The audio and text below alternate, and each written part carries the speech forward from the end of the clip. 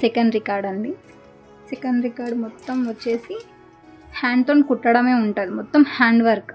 ఈ రికార్డ్లో మొత్తం మనం స్టిచ్చింగ్ చేసినవి మొత్తం హ్యాండ్ వర్క్, నిడిల్తోనే స్టిచ్చింగ్ చేసినవి ఉంటాయి.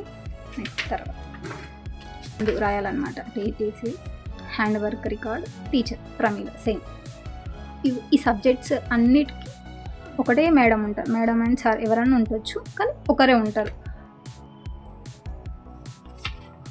ఫస్ట్ కాడా కుట్టు. కాడా కుట్టు అంటే నువ్వు ఏదైనా సరే డ్రా చేసుకో, కానీ కుట్టు మాత్రం యాడ్ ఉండాలన్నమాట. అందులో కుట్టు ఎక్కువ కనిపించాలి. ఇది అన్నమాట కాడా కుట్టు. ఇదంతా కనిపిస్తుందా కార్నర్?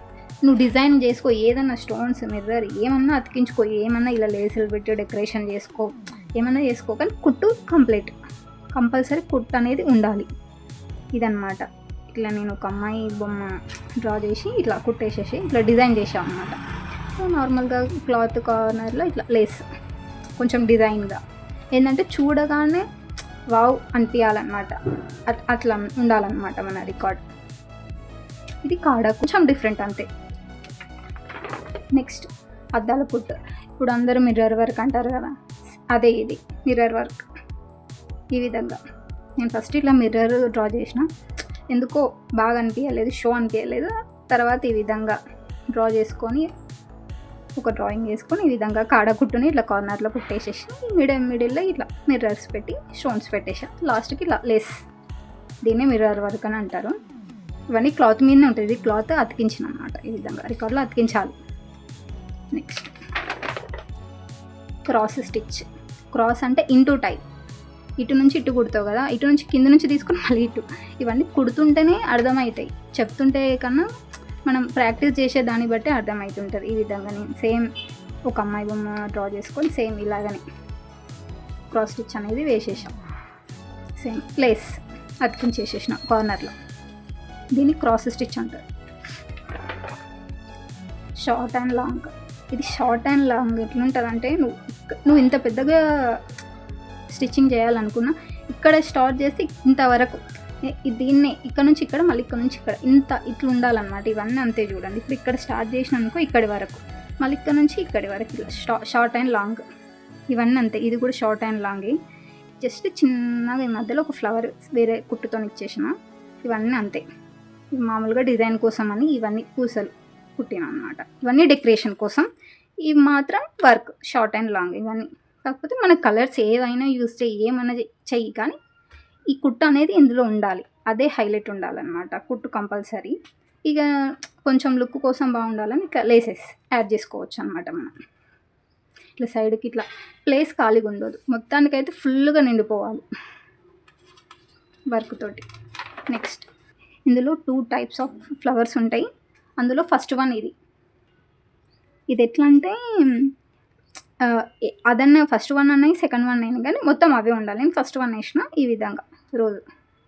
తర్వాత చిన్న చిన్నగా లీవ్స్ ఇచ్చిన. తర్వాత ఒక ప్రెగ్నెంట్ లేడీ ఉన్నట్టు ఇట్లా డ్రా చేసిన అన్నమాట. కాటాకుట్ట అనేది వేసేసిన మామూలుగా. దీన్ని రోజ్ స్టిచ్ అని అంటారు. Next one button whole. Button whole అంటే ఈ విధంగా చిన్నగా ఫ్లవర్ టైప్ ఇట్లా కుట్టి మామూలుగా ఇలా తీసుకోవాలన్నమాట. ఇవన్నీ నీడిల్తో ప్రాక్టీస్ చేస్తేనే వస్తాయి, చెప్పడానికి కన్నా చూపిస్తేనే బాగా అర్థమవుతుంది. ఇవన్నీ సేమ్ బటన్ హోల్ అంటారు అనమాట. సేమ్ లేసేసి మామూలుగా డెకరేషన్ చేసిన దీనికి కూడా. నెక్స్ట్ హెర్రింగ్ బోన్స్ మనకి ఈ షేప్లో ఉంటాయి కదా, సేమ్ అదే విధంగా ఇవి కూడా హెర్రింగ్ బోన్ అంటారు అనమాట. ఈ కుట్టు ఇక్కడ సైడ్ నుంచి కుట్టు వస్తుంది వెళ్ళిపోతుంది, కుట్టు వస్తుంది వెళ్ళిపోతుంది. ఇక్కడ హెర్రింగ్ బోన్.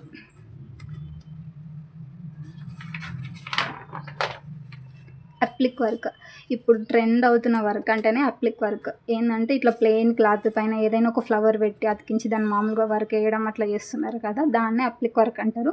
కాకపోతే నేను మామూలుగా ఇట్లా ప్యాచ్ లాగా డ్రెస్ డిజైన్ చేసినట్టు ఇట్లా మామూలుగా నేను డ్రెస్ డిజైన్ చేసిన. కానీ అప్లిక్ వర్క్ అంటే ఒక క్లాత్ పైన ఇంకో క్లాత్ పెట్టి ఏదైనా ఒక వర్క్ వేయడం కార్నర్స్లో. నెక్స్ట్ గొలుసు కుట్టు. ఈ గొలుసు కుట్టు మ్యాక్సిమం అందరికీ తెలిసే ఉంటుంది, గొలుసు కుట్టు అనేది. Next Kutch work. ఈ వర్క్ అన్నిట్లో కన్నా హార్డ్ వర్క్ ఏది అంటే కచ్ వర్క్. ఇప్పుడున్న జనరేషన్లో హార్డ్ వర్క్ ఏది అంటే కచ్ వర్క్. ఇది ఒక్క పీస్ వేయడానికి నాకు 1 hour పట్టింది. ఎగ్జాక్ట్గా 1 అవర్. ఈ చిన్న చిన్న వేయడానికి హాఫ్ అన్ అవర్ పట్టిందనమాట. ఈ చిన్న చిన్న వేయడానికి ఇది ఒక్కటి వేయడానికి నాకు 1 అవర్ పట్టింది. ఇది నేను ట్రై చేసింది, డైరెక్ట్ క్లాత్ మీదనే ట్రై చేసిన, అర్థమైంది. నెక్స్ట్ చిన్న చిన్నవి వేసేసిన, తర్వాత ఈ 1 అవర్ ఫ్లవర్ వేసిన అనమాట. ఓన్లీ నీడిల్తోనే కుట్టాలి. ఇందులో వర్క్ అన్ని ఎంబ్రాయిడరీ వర్క్ కుట్టిస్తే మార్క్స్ వేయరు. జస్ట్ హ్యాండ్తోనే స్టిచ్చింగ్ చేయాలి. ఇట్లా క్లాత్ పైన చేసి లాస్ట్కి డెకరేషన్ కోసం లేసెస్ అన్న స్టోన్స్ అన్న నీ ఇష్టం, అది ఏదైనా పెట్టుకోవచ్చు. కానీ నీ ఇష్టం, ఏ దారాలైనా యూజ్ చేయొచ్చు, ఏ థ్రెడ్స్ అయినా యూజ్ చేయొచ్చు, ఏమైనా యూజ్ చేయొచ్చు. కానీ వర్క్ మాత్రం ఇదే ఉండాలి. వర్క్ ఇక్కడ కచ్ వర్కే ఉండాలి, ఇంకో వర్క్ ఉండొద్దు అనమాట. ఉన్నా కూడా తక్కువ ఉంది, ఈ వర్క్ అనేది ఎక్కువ ఉండాలి అట్లా. నెక్స్ట్ ముడికుట్టు అంటే ఇందులో ప్రతి ఒక్క కుట్టు ఇట్లా సపరేట్ ఒక్కొక్క పీస్. ఇది వేయడానికి నాకు 1 డే పట్టింది, ఈ వర్క్ వేయడానికి. నాకు ఇట్లా కలర్స్ వేసి చిన్న బొకే పట్టుకున్నట్టు ఇట్లా డిజైన్ చేసి ఇక్కడ స్టోన్స్ పెట్టేసిన. ఇక్కడ లేస్ లాస్ట్ కార్నర్లో టాకా కుట్టు ఈ విధంగా లోపలికి ఎక్కువ కనిపిస్తుంది, బయటికి లైట్గా. ఇదే టాకా కుట్టు, కూర్పు కుట్టు, రన్నింగ్ స్టిచ్ అంటారు అనమాట. మామూలుగా కొంచెం దీనికన్నా కొంచెం ఎక్కువ కనిపిస్తుంటుంది అనమాట, లోపల తక్కువ. దీనికి డిఫరెంట్ చూడండి, కొంచెమే ఉంది కదా దీనికి. ఇవన్నీ సేమ్ ఉంటాయి స్టిచ్చింగ్స్, కానీ కొంచెం డిఫరెంట్ ఉంటాయి అంతే. వాళ్ళు కుట్టు ఇట్లా క్రాస్ హెమ్మింగ్ చేస్తాం చూడు, అదేది అనమాట. గట్టి కుట్టు, ఈ కుట్టుకి అసలు గ్యాపే ఉండదు, అసలు రన్నింగ్ మొత్తం ఇట్లా కలుపుకొని పోతుంది అనమాట గట్టి కుట్టు. బ్యాక్ స్టిచ్ అంటారు. బొంత కుట్టు ఇప్పుడు పీకో అవన్నీ చేసుకుంటున్నారు కదా, అదే ఇది బొంత కుట్టు అని అంటారు దీన్ని. సాదా అతుకు అంటే 2 పీసెస్, 2 సపరేట్ క్లాతులు తీసుకొని స్టిచ్చింగ్ చేయాలన్నమాట. హ్యాండ్ తోటి ఇవన్నీ, మళ్ళీ నీడిల్ తోటి, మిషన్ మీద కాదు. ఈ విధంగా సాధారణ అతుక్కుంటే మామూలుగా మనం జాయిన్ చేసుకోము నీడిల్ తోటి, ఆ విధంగానే అంతే. దీనికి ఏం సపరేట్ ఎక్కువ ఏమి ఉండదు, హార్డ్ వర్క్. గట్టి కుట్టు ఇప్పుడు మనం చూసిన కుట్లే, కానీ 2 పీసెస్ తోటి ఇట్లా, ఇదే సపరేట్ పీస్, ఇది సపరేట్ పీస్, ఈ విధంగా 2 పీసెస్ తోటి స్టిచ్చింగ్ చేయాలి. ఇప్పుడు 1 పీస్ మీద చూసినాం కదా, ఇది 2 పీసెస్ మీద. నెక్స్ట్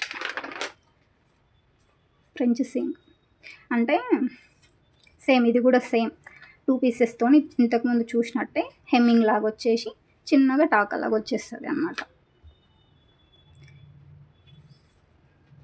లాఫెడ్ ఇది కూడా సేమ్ అండి, ఇవన్నీ సేమ్, కాకపోతే కొంచెం డిఫరెంట్. ఇప్పుడు ఈ కుట్ట అనేది కిందికి వచ్చి పైకి వచ్చింది కదా, పైకి వచ్చి కొంచెం కిందికి వచ్చింది అనేది ఏంది కొంచెం కనిపిస్తుంది అన్నమాట. థ్రెడ్ అనేది ఇది కనిపించదు. ఇవి డిఫరెంట్ థ్రెడ్స్తో ఎందుకు కుట్టినామని డౌట్ రావచ్చు, ఎందుకంటే మన కుట్ట అనేది కనిపించాలి కదా రికార్డ్స్లో, కాబట్టి ఆ విధంగా మనం రియల్గా క్లాత్ మీద స్టిచ్చింగ్ చేసేటప్పుడు సేమ్ కలర్ థ్రెడ్తోనే యూజ్ చేసి స్టిచ్చింగ్ చేసుకోవాలి. అంతేగాని ఇది కనిపించడానికి, రికార్డులో కనిపించడానికి మాత్రమే ఈ విధంగా సపరేట్ కలర్ థ్రెడ్ తోటి స్టిచ్చింగ్ చేసేసినాం. నెక్స్ట్ ఈ ఉక్స్, ఇది కొంచెం స్పీడ్గా కుట్టినందుకు కొంచెం అటు ఇటు అయినాయి, కానీ పర్ఫెక్ట్ వచ్చు. కాజలు, ఉక్స్, బటన్ హోల్స్, ఇవి బటన్స్, ఇంకా చాలా ఉంటాయి ఇందులో మోడల్స్, కానీ నా దగ్గర అవైలబుల్గా ఉన్న మాత్రమే నేను కుట్టేసిన. నెక్స్ట్ ఇవన్నీ ఇక్కడ నుంచి వచ్చేటివన్నీ మనం డ్రెస్సెస్కి కానీ కొంచెం టాప్స్కి వేసుకుంటాం చూడు, ఫ్రంట్ డిజైన్స్ అనమాట. ఇట్లా వీనెక్లా కొంచెం ఈ విధంగా సపరేట్ క్లాత్ వచ్చి మనం డిఫరెంట్గా కలర్ వేసుకోవాలనుకున్నా, లేకపోతే అదే క్లాత్తో వేసుకోవాలన్నా వేసుకోవచ్చు. ఇది నెక్స్ట్ ఇది వీ షేప్ లాగా, ఇదొకటి సేమ్. ఇప్పుడు మనం స్కర్ట్ ఉంటుందా కొంచెం ఆ టైప్లోనే, కానీ కొంచెం డిఫరెంట్ అనమాట. ఇంకా డ్రాప్ లాగా, కానీ ఇవన్నీ ఫ్రంట్ మనం అప్పట్లో ఇట్లా చిన్నగా డ్రాప్ లాగా కూడా ఫ్రంట్లో పెట్టుకునేటోళ్ళు, ఇప్పుడు కూడా పెట్టుకుంటున్నారు, ఇక ఇష్టం ఉన్న వాళ్ళు.